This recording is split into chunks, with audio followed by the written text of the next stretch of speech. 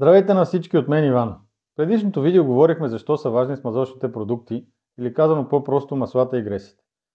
Днес ще разгледаме различните видове масла, защото, например, както не можеш да сложиш гума от камион на лека кола, така не можеш да сложиш и всяко масло в всяко МПС. Просто няма да стане. Има голямо разнообразие от масла и греси, предназначено за различни цели и машини. Нека да започваме. Смазочните продукти могат да бъдат разделени на няколко основни групи. Първо, разбира се, са маслата. Те са най-разпространени. Едно от важните неща при маслата е техният вискозитет, или казано на прост език, колко гъсти са. Маслото трябва да тече добре при работна температура, за да смазва ефективно и да отвежда топлината и замърсяванията. Съществуват както много дебели, така и много тънки масла. Следват гресите. Те са нещо като по-гъсти масла, полутвърди са. Правят се от масло изгъстител, подходящ са за уплътняване на повърхности и смазване на открити системи, където маслото би изтекло. След това идват и твърдите вещества. Тук влизат графит, молибденов дисулфат и тефлон. Те се използват в специални случаи, където маслата и гресите не работят, например при много високи температури или агресивна химическа среда. Газове като смазочен продукт се използват рядко, обикновено за специфични приложения, като например в някои високоскоростни машини. Днес ще се фокусираме върху маслата и гресите, които се използват в моторните превозни средства. Както вече стана ясно, маслата са жизнено важни за двигателите, а също така и за скорости, диференциали, сервоуправления, при коли, мотори, камиони, строителна и селскостопанска техника, а и всякакви други машини. Има три основни вида масла. Първо са минералните. Това са най-обикновените масла, добити от петрол. Подходящи са за по-стари двигатели и по-леки условия на работа. После идват полусинтетичните. Това е комбинация от минерални и синтетични масла. Тя предлага добър баланс между производителност и цена. И най-накрая идват напълно синтетичните масла. Произведени са по химичен път. Това са най-добрите масла, защото осигуряват отлична защита при екстремни условия и удължават живота на двигателя.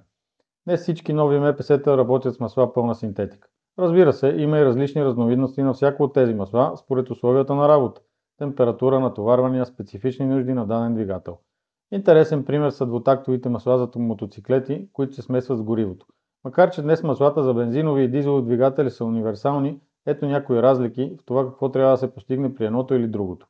При дизелите маслото трябва да защитава от киселинност, отлагане и износване, тъй като дизеловите двигатели работят при по-високи натоварвания и произвеждат повече сажди. При бензиновите двигатели маслото трябва да предотвратява износването на клапаните, да поддържа буталата чисти, да предотвратява образуването на утайки и корозия. При двигателите на газ маслото трябва да смазва, охлажда, защитава от корозия и да неутрализира киселинните продукти от горенето на газта. Друг вид масла са трансмисионните масла. Те са за скоростни кутии, диференциали и други задвижващи механизми. Те смазват зъбни колела и лагери, най-просто казано, охлаждат, защитават от корозия и предават мощността на двигателя към колелата. Има няколко разновидности трансмисионни масла. Първо, за ръчни трансмисии, диференциали и раздатки с различни вискозитети, като например 80V90, които са минерални, и 75V90, които са синтетични. Второ, за автоматични трансмисии, така наречените ATF, CVT или DSG масла.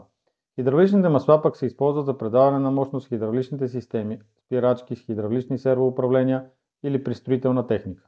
Гресите от своя страна се използват за смазване на лагери, шасита и други части, където е нужно по-гъсто смазване. Охладителната течност или антифриза поддържа температурата на двигателя, предпазва от замръзване и прегряване и също така защитава от корозия. Има и други видове масла за специфични индустриални приложения, като компресорни, турбинни и трансформаторни масла.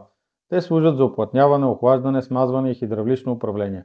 При всички случаи е важно да се използва правилното масло, препоръчано от производителя на превозното средство или машина, както и редовно да се сменя.